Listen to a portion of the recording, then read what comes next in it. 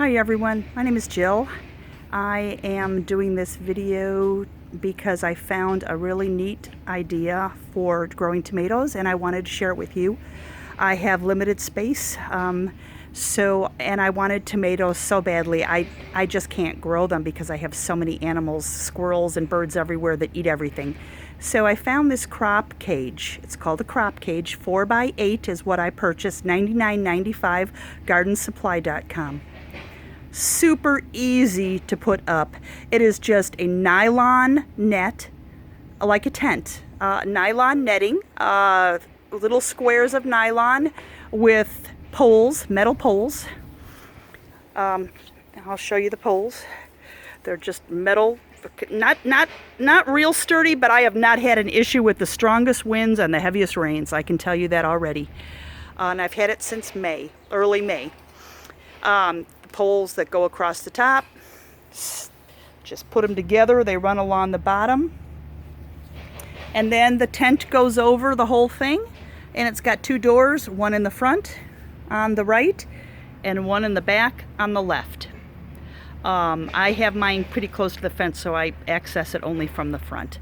But anyway, so what I did was, once I dug around, I just dug the grass out, and about probably maybe 9 foot, 10 foot, something, got about 6 inches around where I put mulch around the outside of it just to dissuade any animals from digging.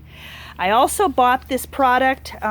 They are called Earth Staples, Easy Outs. They have rings on the top, as you can see, rings, where I can pull them in and out, simple as can be. They're just like staples, big staples with a ring at the top. And I bought one package of 15 is $9.95, I think. And I bought 2 packages. I had more than enough. I put like 10 in across the front, and then like the remainder on the sides. Just easy to pull up when I want to get in the door here. And so once that was done, I went to the TSC, whatever farm supply store you have. For us, it's TSC, Tractor Supply Company, and I bought a 16-foot panel of heavy gauge metal. As you can see, it's a pretty good heavy duty panel, and I had it's 16 foot, was like $20, and I had them cut it so you've got a 6-footer running along the front, a 6-footer in the back running along the back, and I put the 4-footer on the side right here, which works absolutely perfectly.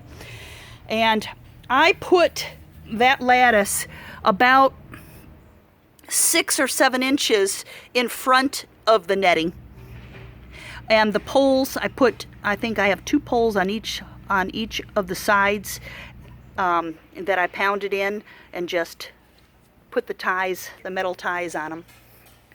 And then when I planted my plants, I planted them about 5 inches in front of the lattice so that they could climb the lattice, and I could just tie them to the lattice. And this works out so perfectly.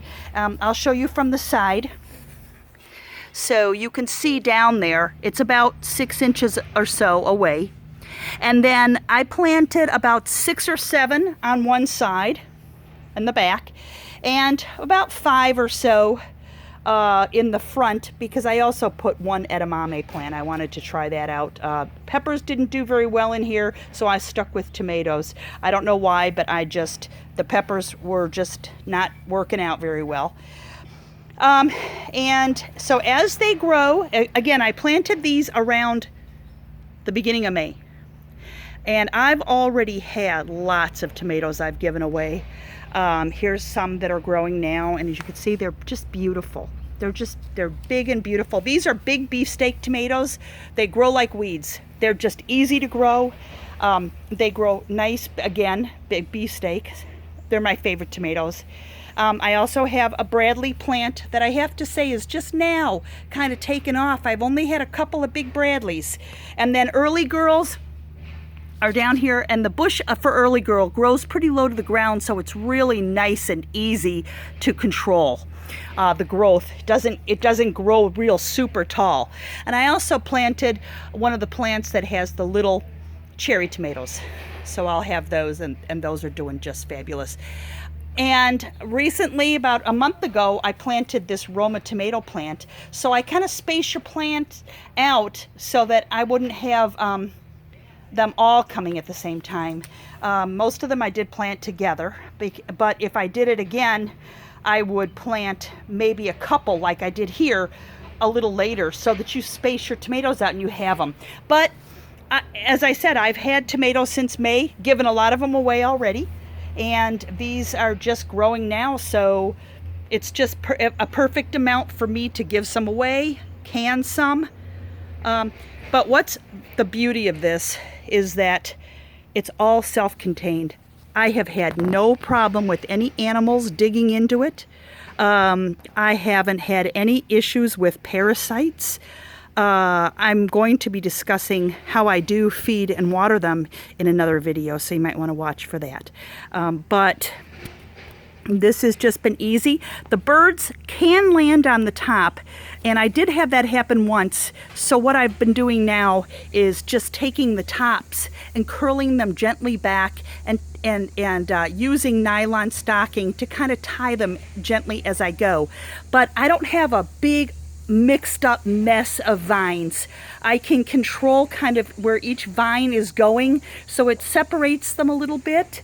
And as I said, 1, 2, 3, 4, about 5 per side is a really nice amount, and one on the end. And that's a nice amount to keep them apart enough where you can control them and keep a really good eye on them.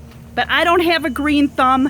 I can kill a something that no one else can as far as my plants go. So this has been the answer for me. I'm thrilled to have my tomatoes and to have it in such an easy to control spot. And again, watch for my video on feeding, and thanks for watching. Any questions, just message me. Bye.